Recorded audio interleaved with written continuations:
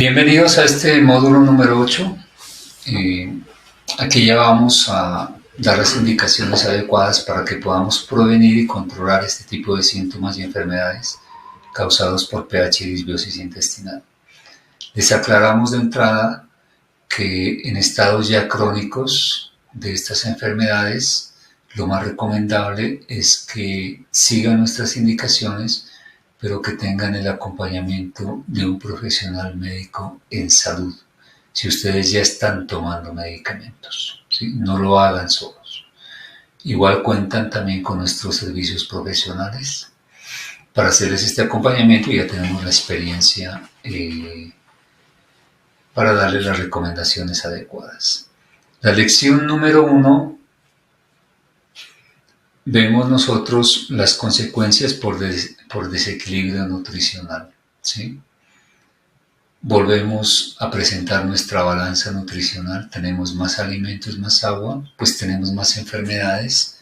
Hoy consumimos más medicamentos para el tratamiento de enfermedades crónicas, pero curiosamente tenemos más muertes por este tipo de enfermedades. A nivel mundial, hay una cifra que se extraía de los datos de la OMS. 41 millones de personas mueren al año por enfermedades crónicas no transmisibles. Esta cifra es muy similar a la cifra de muertos de la Segunda Guerra Mundial. 45 millones de personas que murieron en ese apocalipsis entre Alemania y todos los países que se opusieron a esta guerra. Pero nosotros estamos viviendo una guerra diaria también hoy contra estas enfermedades y casi nadie le presta atención a esto. A nosotros sí nos duele mucho ver personas enfermas en estado crónico y agudo, muy convalecientes, que ya han perdido casi totalmente sus funciones, que ya dependen totalmente de medicamentos y que prácticamente están agonizando y muriendo cada día. Y en Colombia pues no se escapa también este incremento de muertes. Nosotros tenemos aquí en Colombia, según el Ministerio de Salud en el Plan Decenal 2022-2031, una cifra muy preocupante de 141.385 muertes por enfermedades crónicas no transmisibles. Si a nosotros, que nos han considerado uno de los países más violentos del mundo, si tenemos cifras de personas desaparecidas de 300, 400 mil personas aquí en Colombia, en 4 o 5 décadas de violencia política y social, ¿qué diremos de esta cifra nosotros? Si solo en 7 años podemos superar esta cifra con creces. Pero es así, debo decirlo, el sistema de salud colombiano no está diseñado para prevenir enfermedades. Está diseñado únicamente para tratar de detener los efectos de estas enfermedades crónicas, y son las que más muertes causan en Colombia y en el mundo. Pero la reflexión es también para nosotros, ¿sí? Porque nosotros en última somos los que decidimos sobre nuestros alimentos. En nuestras manos está decidir si esos alimentos que estamos consumiendo nos pueden enfermar o no, o nos pueden dar salud.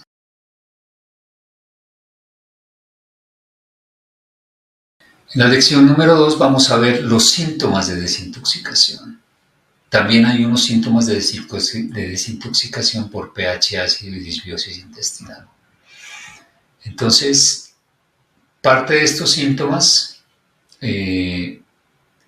pues retomamos lo que habíamos dicho sobre la presión arterial, sobre la hinchazón, porque también tienen que ver con este proceso de desintoxicación, con mareos, con dolores de cabeza, con cefaleas, con esa sed intensa.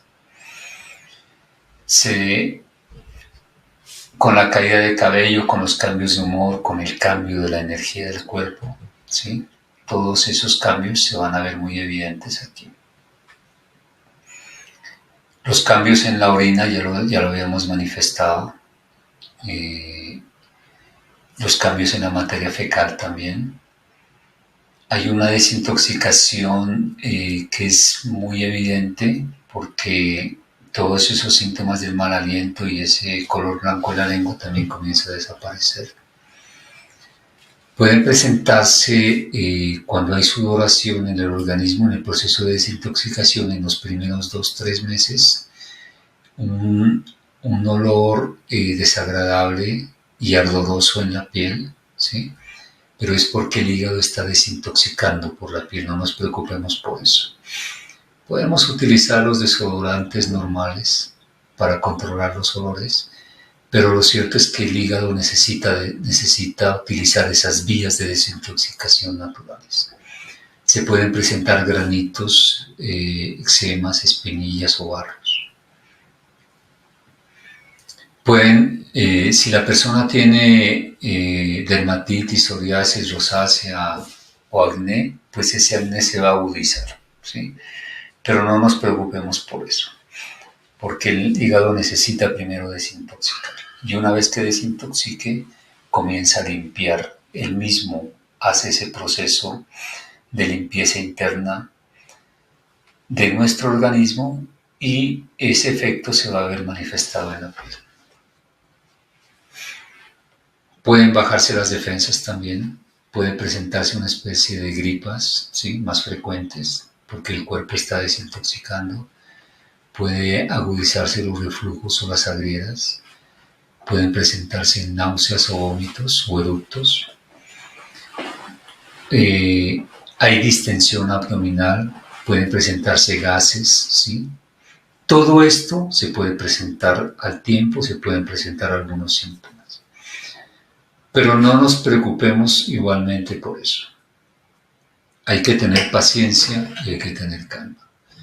Porque si hemos estado 20, 30, 40, 50 años alimentándonos de esa manera, no esperemos que nuestro hígado, nuestro organismo, pues haga este trabajo de un día para otro. Él requiere su tiempo. Nosotros debemos acompañarlo en ese proceso. Nosotros acompañamos a los pacientes en estos procesos también, ¿sí? Damos algunas recomendaciones puntuales adicionales necesarias de acuerdo a los síntomas y confiando que el cuerpo haga su trabajo naturalmente como siempre lo ha hecho. Y otro de los síntomas, pues lo volvemos a reiterar, es el envejecimiento, ¿no? Entonces se pueden presentar más arrugas en la piel, se pueden presentar esas manchas en la piel, se puede ver a la persona más cansada, más agotada, más vieja. No nos preocupemos por eso. En 5 o 6 meses el proceso de recuperación comienza, ¿sí? Y de ahí para adelante ya es la manifestación de todo lo que nuestro organismo está haciendo por nuestra salud. Nosotros lo vamos a ver en nuestra piel inclusive, en la recuperación de esa edad cronológica de nuestro organismo.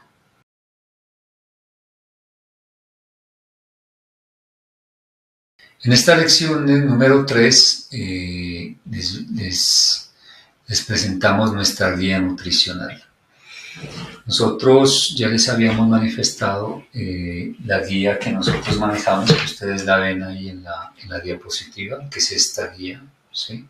Esta es una guía en físico, que pacientes que no tengan enfermedades crónicas pueden iniciar con ella, las que no también, las que ya tengan enfermedades también, porque tiene unas recomendaciones puntuales que ustedes también pueden seguir. Entonces, al despertar en ayunas, volvemos y lo reiteramos, 30 centímetros de zumo de limón. El desayuno debe contener proteína, sobre todo proteína, ¿sí? Y los niveles de grasa que la proteína contiene normalmente, como lo vemos en la diapositiva. No nos olvidemos de tomar nuestra bebida muy energizante, que es nuestro café o nuestro chocolate, nuestra aromática o té, con una cucharilla de mantequilla clarificada. El vinagre orgánico de manzana no puede faltar a las 11 antes del almuerzo. Y aquí ya vemos, ya somos más más explicativos, más descriptivos en la composición del plato que ustedes deben llevar en el cuarto mes, ¿sí? Hasta el tercer mes ya les habíamos dado las proporciones del 50% de proteína, pero aquí ya vamos aumentando. Aquí en el cuarto mes ya llegamos al 60% de proteína, de carbohidrato un 20%, los que ya les dijimos, arroz o maíz. El principio, que es frijol o lenteja, un 10% y la ensalada un 10%. No se olviden nunca de acompañar la proteína con el vino y de siempre condimentar sus alimentos con sal. El plato del mes 5, como ustedes ven, va aumentando la proteína, ¿sí? Con la grasa natural que contiene la proteína un 70%. Ahí ya disminuimos los carbohidratos a un 10%. No tenemos que ser tan exagerados y estar pesando todo. Ustedes pueden mirar la proporción del plato nomás y saber que ustedes, el 75%, ustedes miden las 3/4 partes y y el otro cuarto lo dividen entre la ensalada del principio y el carbohidrato, y listo, que es un 10%. Igualmente el vino y la sal. Ahí en la diapositiva pues están como los ejemplos de los platos que nosotros hemos preparado.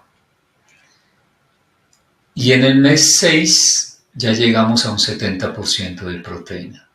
Ya llegamos a un 10% de carbohidrato, ensalada, ensalada y principio entre 5 y el 10%. Ya vamos reduciendo un poco más, ¿sí? Los platos que ustedes ven ahí son platos que nosotros consumimos a diario de nuestra cocina. Como ustedes ven, no nos sacrificamos cuando nosotros comemos muy rico y comemos muy saludable. Este es otro ejemplo. Estas son fotos de nuestros archivos de cocina. Igual en la plataforma ustedes van a tener el acompañamiento de uno de nuestros chefs que les va a dar unos tips y les va a enseñar a preparar muchas clases de proteína, muchos platos en el desayuno, en el entredía, en el almuerzo y en la cena, ¿sí? Para que comencemos a variar nuestros menús. Esta es otra imagen de lo que nosotros, miren cómo nosotros nos alimentamos, ¿sí? A mí me parece muy rico, muy saludable. Es la mayor cantidad de carne, de proteína, algo de grasa y algo de carbohidrato. Generalmente ya después de 6, 7, 8, 9, 10 meses, después de un año, 2 años, ya uno concentra más la alimentación en la proteína. Este es otro ejemplo de los platos que nosotros comemos. Aquí vemos uno de los platos típicos de nuestra región, es la trucha, ¿sí? Es muy rica, muy saludable. La acompañamos con limón y aguacate. Y las bebidas siempre a media tarde con la composición de mantequilla clarificada. Estos ya son platos que sugerimos nosotros para la cena, ¿sí? Miren las composiciones, ya la proteína en el mes 4 en la cena sube al 60%, los carbohidratos al 20%, el principio y ensalada un 10%. Siguen incrementándose las proporciones de sal, ¿sí? Y se debe comer siempre antes de las 7 de la noche. Este es otro ejemplo, pero ya en el mes 5 vamos aumentando la proteína al 70%, carbohidrato un 5-10%, principio y ensalada también, más sal y respetando siempre el horario del hígado, antes de las 7 de la noche. Y este ya es un plato de cena que nosotros consumimos con una proteína del 70%. El otro 30% ya ustedes lo distribuyen entre el carbohidrato, el principio y la ensalada.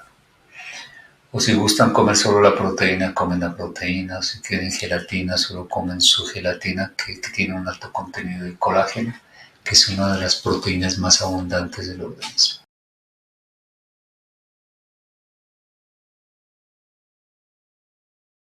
¿Cuáles son las recomendaciones finales que les damos en este módulo? Como ustedes ven, como se dan cuenta, no es complicado lo que nosotros hacemos. Estamos promoviendo una dieta hiperproteica, muchos la llaman dieta paleolítica, como quiera llamarse, nosotros la llamamos una dieta muy saludable. Continuar con la guía nutricional de sexto mes en adelante, manténgase en ese promedio. No cambien los hábitos, porque si ustedes vuelven a comer carbohidratos y vuelven a comer lácteos, revierten el proceso y volvemos a las enfermedades crónicas. Hagan ustedes las comparaciones de las personas que, por ejemplo, han tenido sobrepeso y obesidad, cómo han ido desde el inicio hasta el sexto mes, los cambios que han tenido, no solo en el peso, sino en la calidad de vida y en su salud.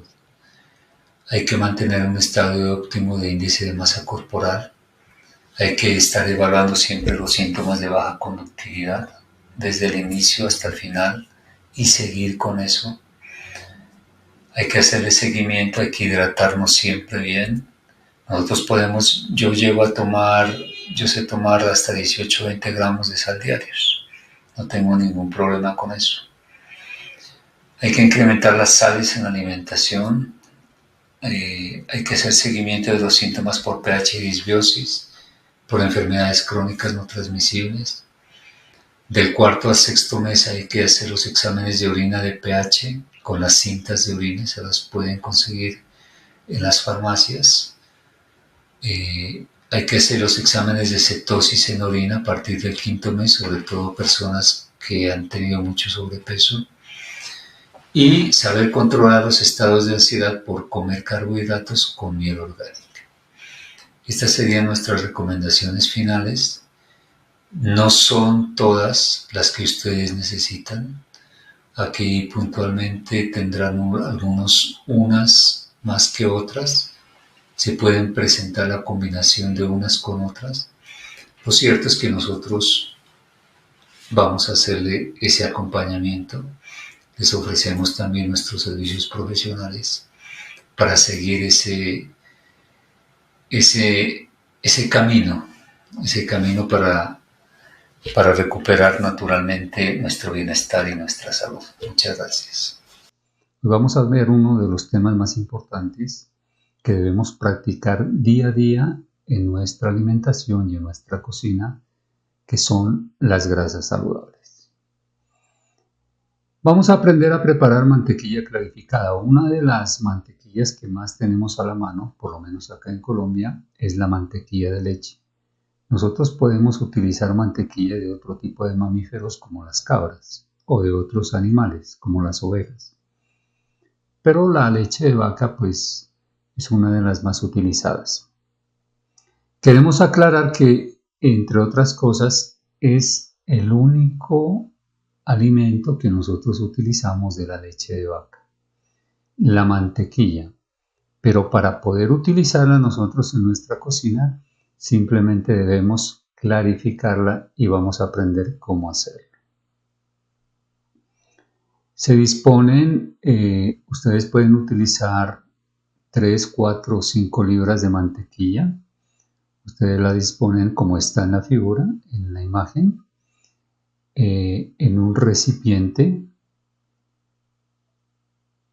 Lo colocan a fuego lento. El fuego tiene que estar bien bajito. Ustedes lo pueden hacer durante 30 a 40 minutos alrededor. Durante ese tiempo la mantequilla sólida por el calor pues se nos va a diluir y se va disolviendo poco a poco, como lo vemos en esta imagen, y más o menos vamos a obtener, después de unos 40-30 minutos, un líquido blanco espumoso, como ustedes lo ven en las dos imágenes. Este líquido es la proteína de la leche. Es la caseína, que es una de las proteínas más inflamatorias. Y por eso hacemos este procedimiento precisamente para separar la proteína que contiene la leche de la misma mantequilla o de la misma grasa que contiene la leche. Entonces, bien sea con una cuchara, vamos separando poco a poco. En otro recipiente vamos colocando la caseína que vamos separando, como ustedes lo ven aquí, y nos va quedando el líquido amarillo. Este líquido denso amarillo es la mantequilla. Esta es la mantequilla. Cuando ya llegamos al fondo de la olla, pues en el fondo también se nos va a sedimentar otro poco de caseína. Separamos hasta donde más podamos solo la mantequilla y nos quedan prácticamente los dos recipientes como los vemos aquí en la gráfica. El uno que contiene la mantequilla clarificada y el otro que tiene la proteína. ¿Qué hacemos con los dos recipientes? Ya aquí están completamente separados. Pues los podemos disponer para guardarlos en unos frascos como los que vemos en nuestra imagen. Estos son los que nosotros utilizamos en nuestra cocina. Frascos que tienen más o menos una capacidad de 450 o 500 miligramos, más o menos 1 libra. Que sean de vidrio, que tengan una tapa y que los podamos disponer en la nevera para refrigerarlo. Y vamos utilizando semana a semana, depende del consumo que tenga en la familia, en la casa, en la cocina. Vamos utilizando poco a poco la mantequilla. Los demás frascos deben permanecer siempre cerrados. No abramos uno y otro frasco, no utilicemos uno y otro. No utilicemos uno solo hasta que se termine y de ahí continuamos con el otro. Siempre hay que mantener tapados los frascos para evitar que caigan hongos, levaduras que están en el ambiente, están en el aire, para que no nos vayan a dañar la mantequilla. Si de pronto llega a suceder eso, si comienzan a salir hongos aquí en la mantequilla, tratamos de separarlos y lo sometemos nuevamente al calor. Ahí podemos dejarlo por lo menos unos 45-50 minutos para que el calor, la temperatura, controle las levaduras que han crecido aquí. Pero lo ideal es que no lleguemos a ese punto. Bueno, hay una diferencia entre la mantequilla clarificada y el ghee, porque siempre las personas se nos confunden en estos dos procesos. Como ustedes ven aquí, el color de la mantequilla ya clarificada tiene un color un poquito más claro. Cuando nosotros dejamos como lo teníamos aquí en nuestro recipiente, lo dejamos 1 hora más aproximadamente al calor del fuego. Nosotros ¿qué estamos haciendo ahí? Estamos evaporando cada vez más el agua que contiene la mantequilla, la vamos evaporando. Y entre más se evapora, se va concentrando más la mantequilla, va tomando un color caramelizado, como ustedes lo miran aquí. Incluso el sabor es un poco más rico, mucho más sabroso, ¿sí? Pero vamos a obtener menos mantequilla, obviamente. Este es el verdadero ghee. Si ustedes quieren llegar a este proceso, lo pueden hacer. Básicamente lo que el ghee es lo mismo que tiene las mismas propiedades, los mismos ácidos grasos que la mantequilla, sino que ya ha perdido más humedad y está muchísimo más concentrado. Pero en restaurantes, en cocina, quienes quieran llegar a este punto lo pueden hacer porque realmente da un sabor muy rico y muy delicioso a los alimentos. Una de las condiciones que hay que tener de aquí en adelante y hay que tener en cuenta es que tenemos que suspender todos los aceites vegetales que estemos utilizando en nuestra cocina, absolutamente todos, porque todos estos aceites son fitoesteroles. La grasa que proviene de un animal es una grasa saturada más saludable, como lo vamos a ver más adelante. La grasa que proviene de este tipo de aceites como de soja, canola, girasol, cártamo, etc. Hay muchas clases de aceites en el mercado y en el supermercado, pues producen una disbiosis intestinal fuerte en nuestra microbiota, en las bacterias que viven en nuestros intestinos. Y no solo eso, sino que llegan a un punto de producir una inflamación crónica subclínica que no presenta como una sintomatología que el paciente o la persona la pueda percibir al momento, pero está inflamando definitivamente los intestinos. ¿Por qué también suspendemos estos aceites vegetales? Porque tienen alto contenido de oxalatos. Las personas que tengan artritis o artrosis, solo con suspender este tipo de aceites y cambiarlos por la mantequilla clarificada, van a vivir en sus articulaciones un proceso de desinflamación y van a reducir esos dolores articulares. Entonces, la condición es esa: no volvamos a utilizar este tipo de aceites. Únicamente utilicemos nuestra mantequilla clarificada. Pero solo podemos utilizar la mantequilla clarificada. Hay otro tipo de aceites que también están disponibles, que son saludables, como el aceite de coco, como el aceite de aguacate o como el aceite de olivas. Lo que pasa es que son un poco más costosos. Pero igual estos aceites, como la mantequilla clarificada, aguantan puntos de humo de temperatura alta, de más de 150 grados, que evitan que el mismo aceite se descomponga químicamente. Lo que no sucede con el aceite de olivas. Ustedes pueden utilizar aceite puro de olivas, como lo miran en un frasquito como el que aparece aquí. Les hacemos esta recomendación porque generalmente vamos al supermercado y encontramos aceites de oliva de 500 mililitros o de 1 litro por un valor de 30 o 40 mil pesos. Pues les digo que este frasquito que aparece aquí, que puede contener unos 100 mililitros, puede costar alrededor de 100 mil pesos. De cada 5 marcas que hay de aceites de oliva en el mercado, 4 son falsas. Entonces no nos dejemos engañar. Y lo segundo es que no podemos utilizarlo a altas temperaturas. No lo utilicemos para cocinar.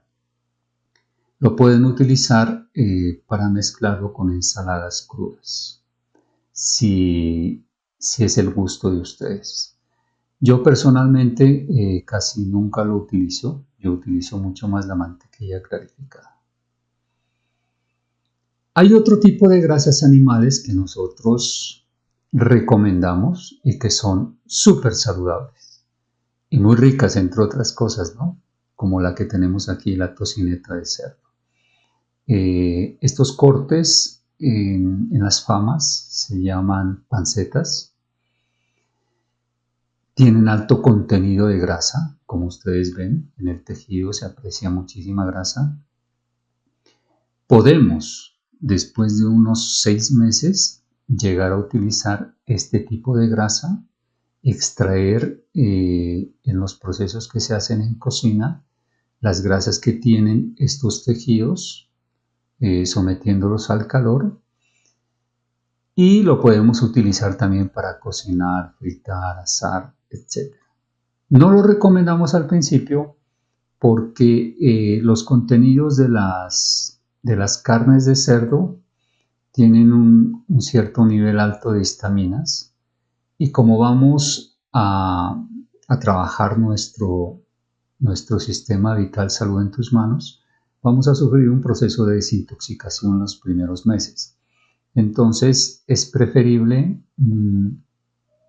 dejar pasar este periodo de desintoxicación y después de 6 meses podemos comenzar a consumir este tipo de grasas.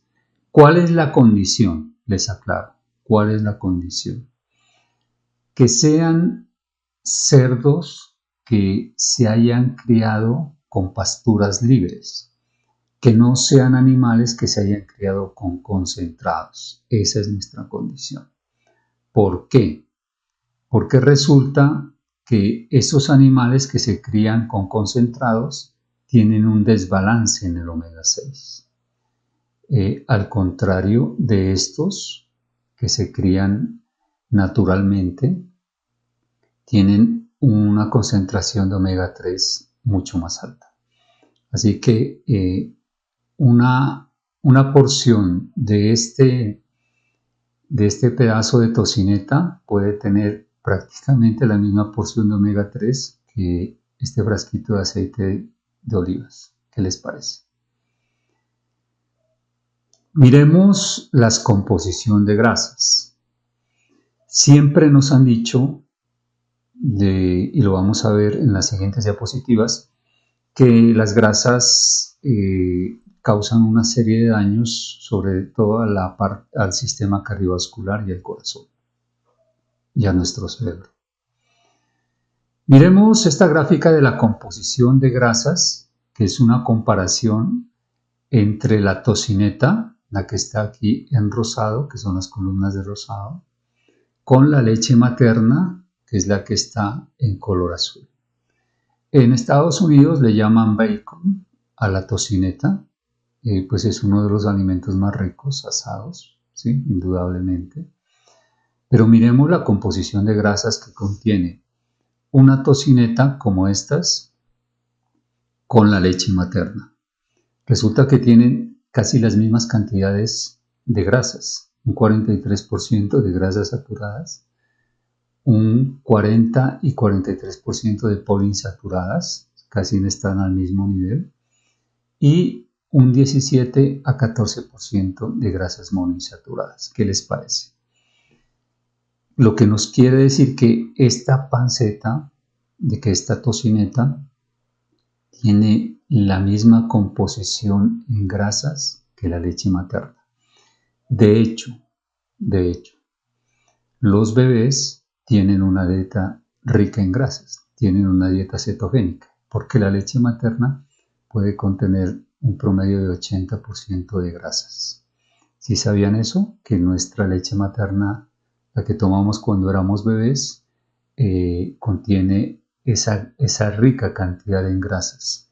Y curiosamente se parecen y son casi iguales a las que pueda tener una tocineta de cerdo. Entonces por ahí ya nos vamos preguntando, ¿será que son tan malas las grasas de los animales? En este caso la tocineta de cerdo. ¿Será que la naturaleza se equivocó?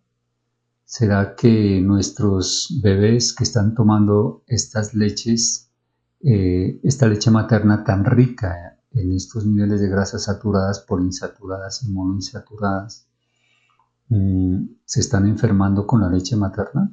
¿Acaso no es la leche materna uno de los alimentos ideales producidos naturalmente por la madre?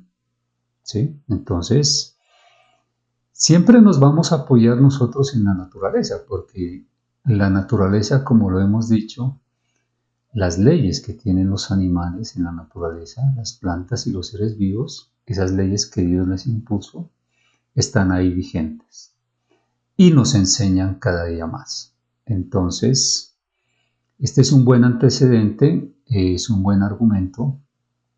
Ustedes lo pueden repasar y lo pueden estudiar, pueden revisar las composiciones reales de la leche materna. Sigamos adelante.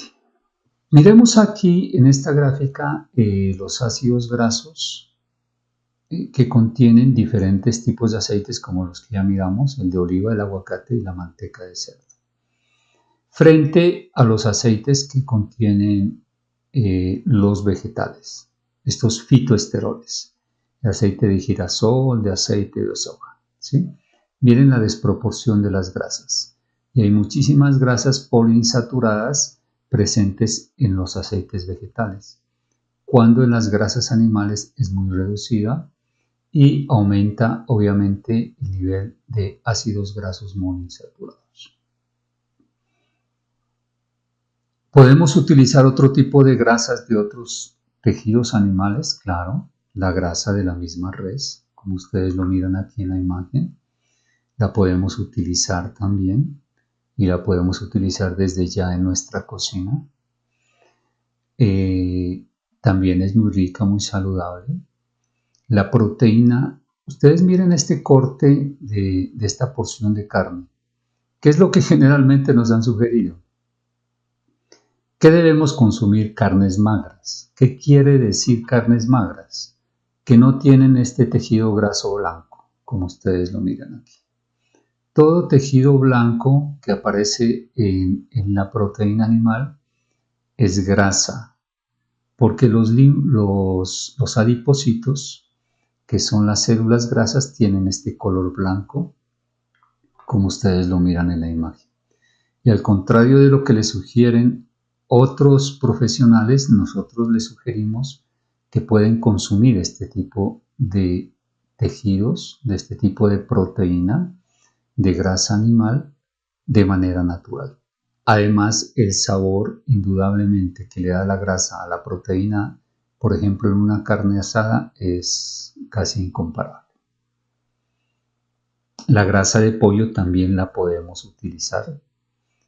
Volvemos siempre a la misma condición.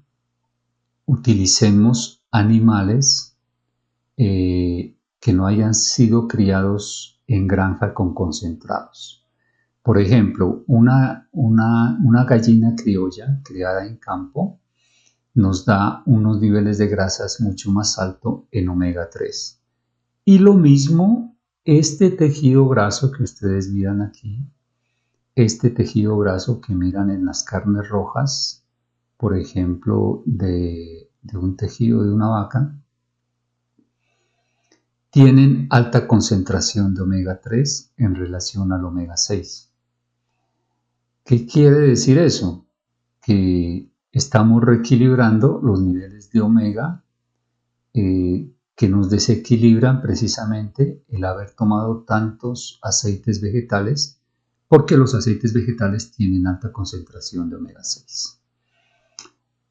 Nosotros aquí en Colombia y en buena parte de América Latina todavía tenemos el privilegio de tener vacas pastando libremente. Aquí, por ejemplo, en Colombia todavía nos damos el lujo de tener 1 o 2 vacas por hectárea. Allá en Europa ya no sucede lo mismo. Y esa es una de las causas por las cuales se le ha hecho tanta guerra a las carnes rojas y a las carnes que vienen de bovinos o de vacas o de estos animales. ¿Por qué? Porque en 1 hectárea ellos tranquilamente pueden tener 100 vacas y las tienen en establos y las tienen alimentando no con pastos naturales, sino la mayor parte de la alimentación de estos animales es con concentrados. Y esos concentrados tienen demasiado omega 6, porque esos concentrados tienen proteínas vegetales, como la soya, que desbalancean los omegas en el tejido animal. En cambio, una vaquita que ha sido criada en el campo es un lujo en Europa. Y acá en Colombia nos damos el lujo de poder comer aún estos animales que tienen una buena cantidad de este omega 3, además de la proteína, ¿sí? Es el alimento ideal. Tenemos el alimento ideal que siempre lo ha dispuesto la naturaleza para el ser humano. La proteína con la grasa. Desde la década del 60 aproximadamente, sobre todo desde Estados Unidos, comenzó una guerra muy fuerte contra las grasas y el colesterol, sobre todo las grasas animales. ¿Qué nos decían? Que, por ejemplo, la Asociación Americana del Corazón, en 1957, Ella asoció un término que se volvió muy popular porque argumentaba que la menor cantidad de grasas, entre menos grasas animales consumiéramos, entre menos colesterol consumiéramos, íbamos a tener menos enfermedades coronarias.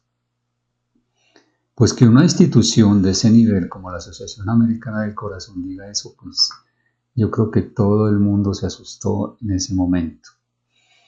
Pero ahorita vamos a ver qué tan cierto era.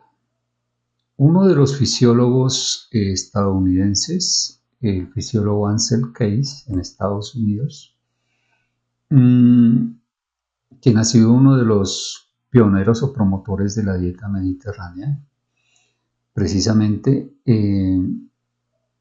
por allá en 1961 fue publicado en la revista Time este artículo, un artículo que pues la revista Time, para los que de pronto hoy no la conocen, pues era uno de los medios de comunicación más importantes, yo pienso que era la revista más importante a nivel mundial. Entonces, lo que dijera la revista Time era pues sumamente respetable.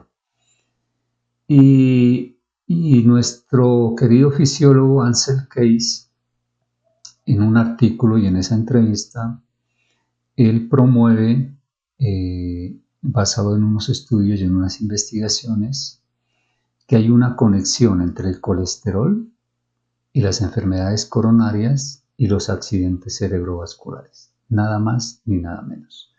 Entonces, a partir ya de esta época vemos cómo se establece una guerra muy fuerte contra las grasas y sobre todo contra el colesterol.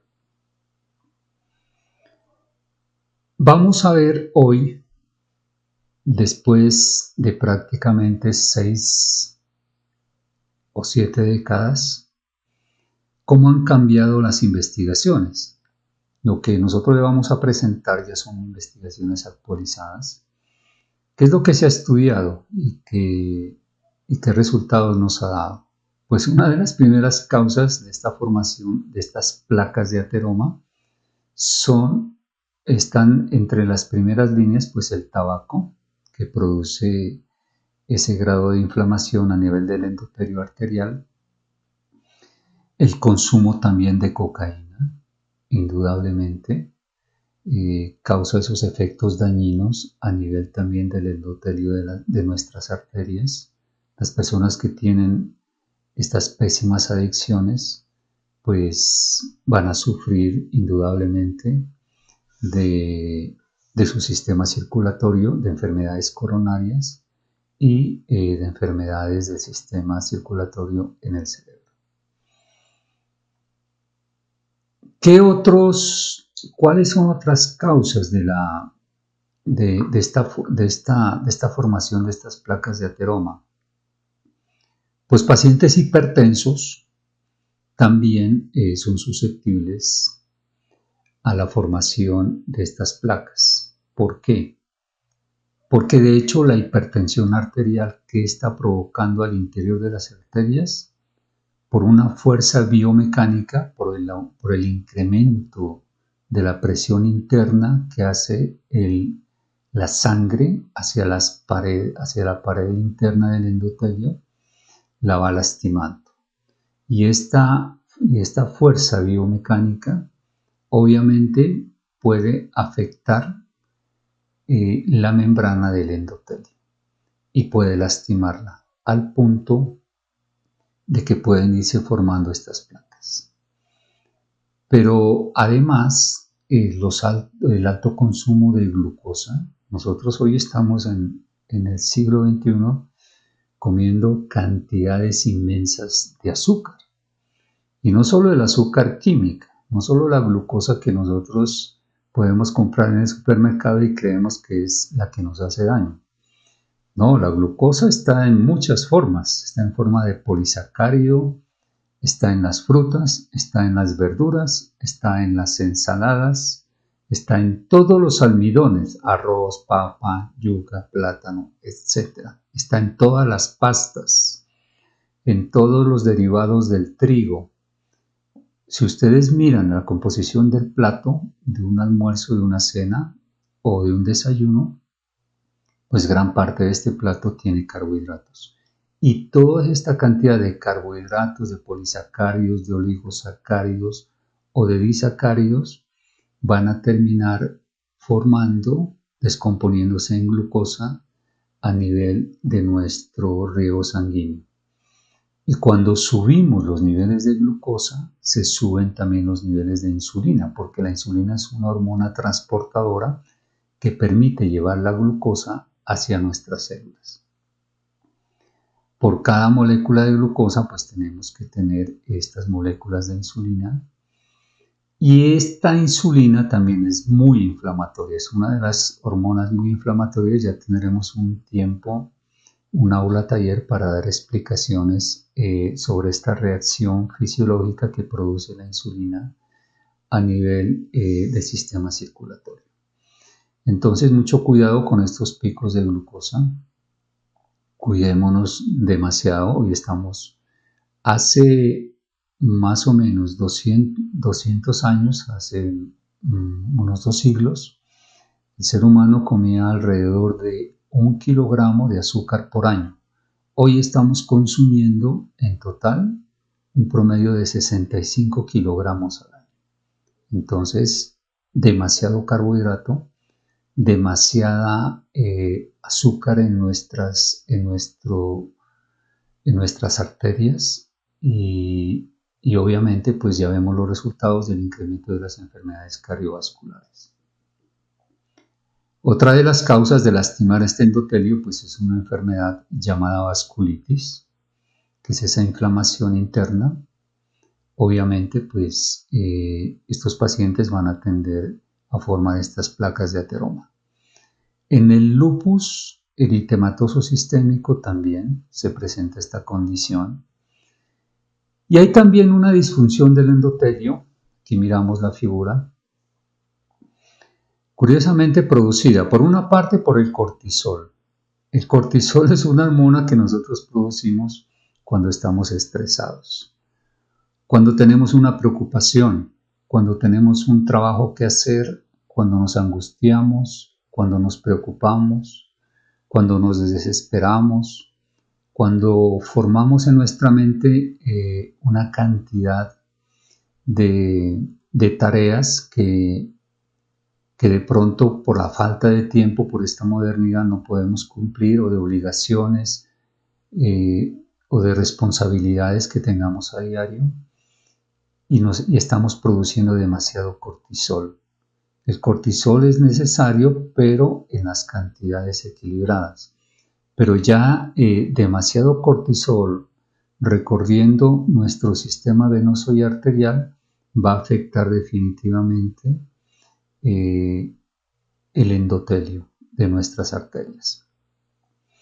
Pero no solo eso, la fructosa es uno de los azúcares, por ejemplo, que contienen las frutas. Hay frutas que contienen mucha fructosa, que nuestro hígado no puede, nuestro organismo no puede metabolizar bien. Entonces, ¿qué hace el hígado? Lo convierte en grasa de reserva. Muchas personas suben de peso precisamente porque comen demasiada fructosa.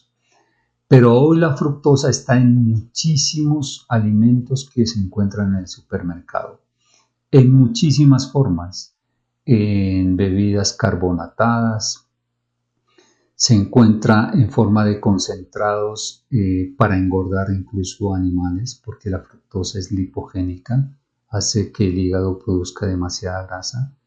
Pero solo para hablar de este tema ya tendremos la oportunidad de ampliar muchísimo más, porque es un tema apasionante, el tema de estos azúcares. ¿Qué produce la fructosa definitivamente en el hígado? El hígado, para poder procesarla, produce una enzima que se llama fructoquinasa. Esta fructoquinasa, que sirve para convertir esta fructosa en grasa, nos puede desarrollar demasiado ácido úrico. El ácido úrico también en concentraciones normales es necesario en el torrente sanguíneo. Pero si subimos las cantidades, este ácido úrico puede bloquear la formación de óxido nítrico al interior del endotelio de la pared arterial. Imagínense. ¿Y para qué sirve el óxido nítrico? El óxido nítrico sirve para dilatar las arterias. Cuando tenemos deficiencia de óxido nítrico en la pared de las arterias, pues las arterias ya no se van a dilatar tanto, se van a comprimir y pueden subir evidentemente la presión sanguínea. Queremos hacer esta anotación, que es una de las investigaciones también sobre las cuales se ha avanzado muchísimo. Aquí hay dos moléculas de dos grasas. La una es la LDL. Esta grasa sí que ha recibido una mala publicidad a nivel mundial. Se le llama las grasas malas o el colesterol malo. Pues resulta que el cuerpo mismo puede fabricar grasas y colesterol, y el cuerpo no fabrica sustancias químicas que le sean dañinas, comenzando por él. No es cierto que este colesterol sea malo, es muy bueno. Y ahora vamos a ver los beneficios que tiene el colesterol en nuestro organismo. Pues resulta que en investigaciones se ha encontrado que este LDL es muy parecido a una lipoproteína A, que es la que se ha encontrado en las placas de ateroma. En estas placas de ateroma se han encontrado buenas cantidades de esta lipoproteína, pero no se ha encontrado ninguna proteína relacionada con el LDL. ¿Qué les parece? Y fíjense que son muy parecidas en su estructura química. Solo hay una pequeña diferencia de una ApoA para la lipoproteína A, que las hace muy similares, pero son diferentes. Esta lipoproteína es una lipoproteína ancestral. El ser humano siempre la ha tenido. ¿Y saben para qué la utilizaban nuestros ancestros? ¿Y para qué la podemos seguir utilizando ahora? Pues resulta que las personas que migraron, por ejemplo, de la zona ecuatorial hacia las zonas templadas, donde había unos climas fríos, donde hay estaciones, donde tenían que pasar 3, 4, 5 meses en invierno, no podían consumir vitamina C.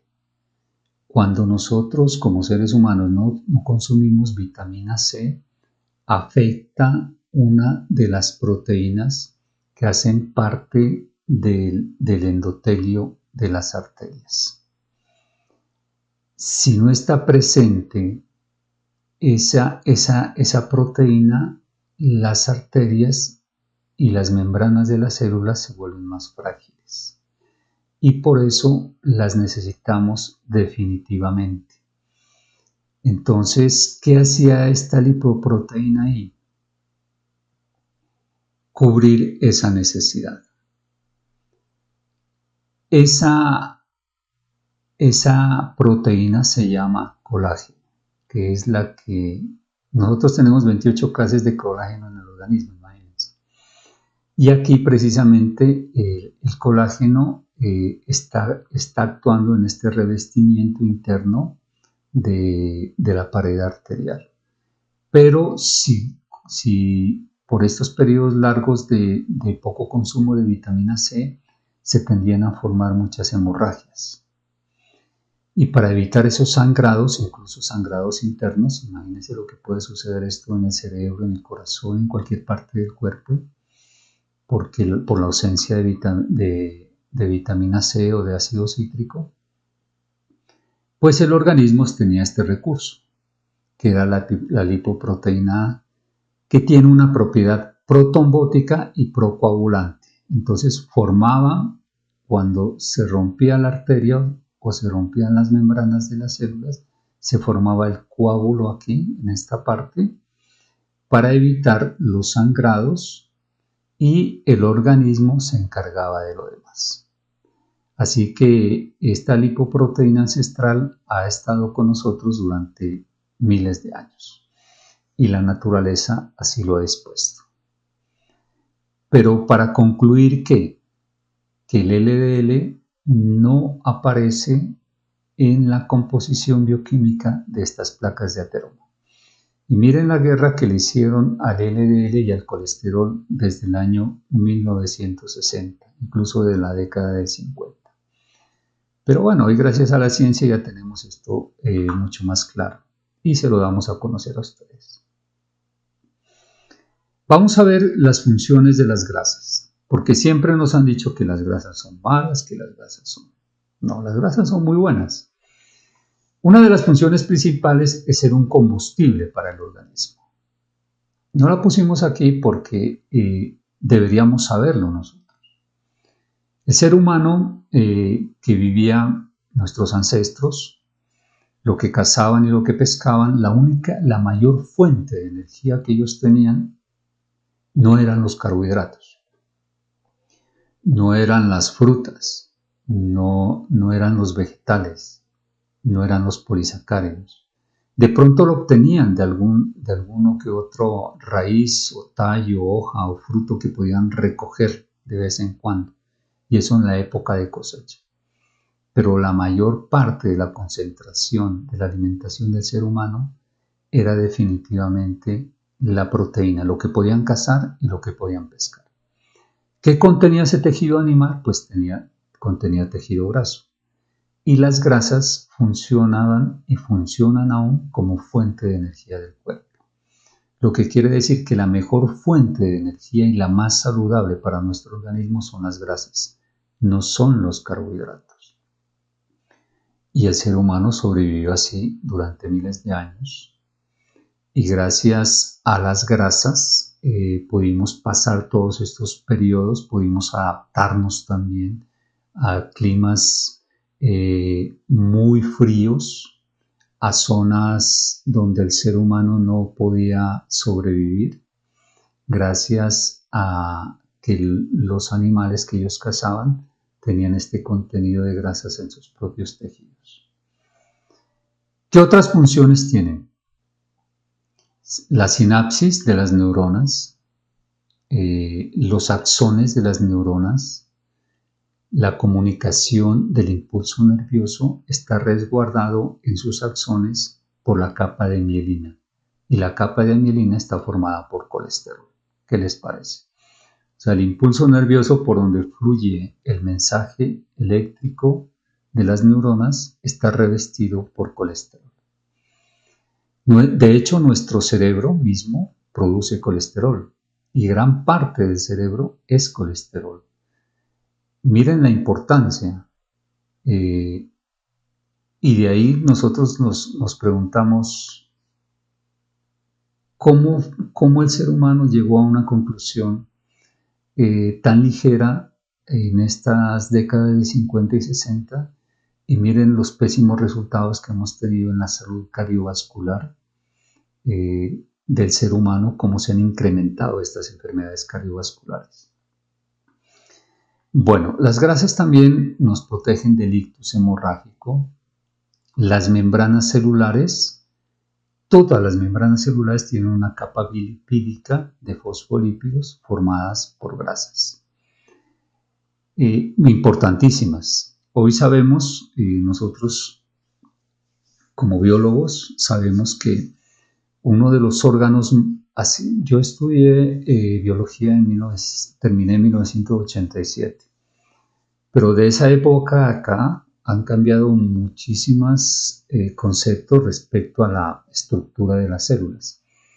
En ese tiempo le dábamos más importancia al núcleo y hoy sabemos que una de las partes más importantes, todas las partes de la célula son importantes, pero una de las más importantes son las membranas. Si la membrana se rompe, la célula muere.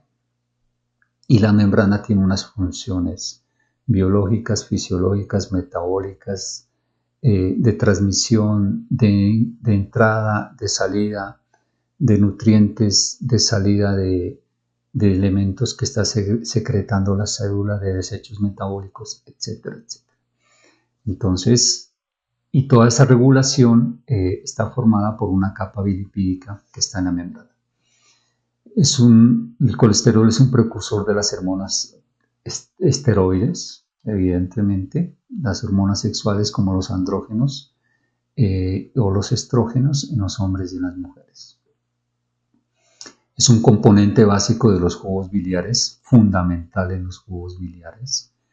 Ya tendremos el tiempo para hablar de esto. El LDL aumenta la actividad fagocítica de los neutrófilos. ¿Qué significa esto? Que nos protege ya a las personas que tenemos 40, 50, los adultos mayores más de 60, 70 años. En la vejez nos protege de neumonías y nos ayuda en la longevidad. Nada más ni nada menos. Las dietas cetogénicas, hoy existen ya dietas cetogénicas diseñadas para tratar el cáncer.